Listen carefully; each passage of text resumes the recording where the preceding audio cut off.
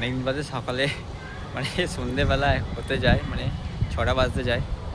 এই যে জাস্ট ভিউটা জাস্ট অসাম। অনেকদিন বাদে আমি ছাদে উঠেছি, অনেকদিন বাদে উঠলাম, প্রায় 3-4 মাস পরে তো উঠলাম। ওঠার পর এই দৃশ্য দেখছি আমি অনেকদিন বাদে। দেখা হয় না, যাওয়া এরকম দৃশ্য চোখে পড়ে না আর সচরাচর।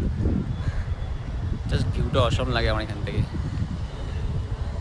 এদিকে সব কমপ্লেক্সগুলো নতুন হয়ে গেছে, মানে কোথাও গাছপালা আর নাই। যা আছে আমার এই বাড়ির সামনে যতটুকু গাছপালা আছে, এছাড়া কোনো গাছপালা নাই। বাট এই যে সানসেটটা যদি আপনি দেখতে পারেন, এই জায়গাটা জাস্ট অসাম লাগে।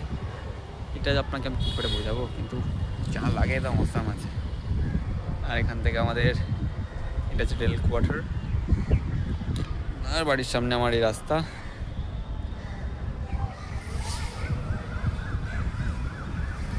হাওয়া আছে, প্রচুর দিচ্ছে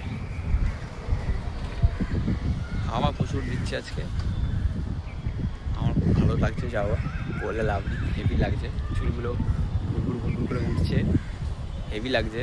আকাশে কয়েকটা ঘুড়িও উঠছে। আমি ওই জন্যই আমি ছাদে এসেছি, মেন কথা ঘুড়ি উঠছিল বলেই এসেছি। ছোটোবেলায় প্রচুর ঘুড়ি উড়েছি, এখন তো আর সেদিন ঘুড়ি ওড়ানো হয় না, কিন্তু চোখে বহুত রোদ্দুর লাগছে যাওয়া। ওহ, এটা আমার হেভি লাগছে। মাইন্ড ফোকাস করতে পারবো। ওহ, অসাধারণ লাগছে। This is a big sun. Look at the view.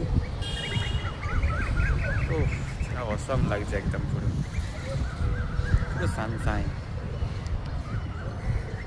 চলে যাবে অস্ত্র যাওয়া, এখন বাজে আছে 5:30 বাজে, চলে যাবে অস্ত্র একটু পরেই। আমি যদি এটা গার্ড করি তাহলে কি এটা কেমন আসছে, ঠিক এরকম আছে। আর আমার সেই পুরাতন এই গাছ, যেখানে অসংখ্য টিয়া পাখি আছে। আজকের আছে হয়তো টিয়া পাখি, এই গাছটা টিয়া পাখির জন্যই মানে আমাদের এখানে ফেমাস, বিখ্যাত। এইটুখানি প্লেসই যা গাছ আছে, বাদ বাকি এই চত্বরের কোথাও তুমি গাছ দেখতে পাবে না কেউ।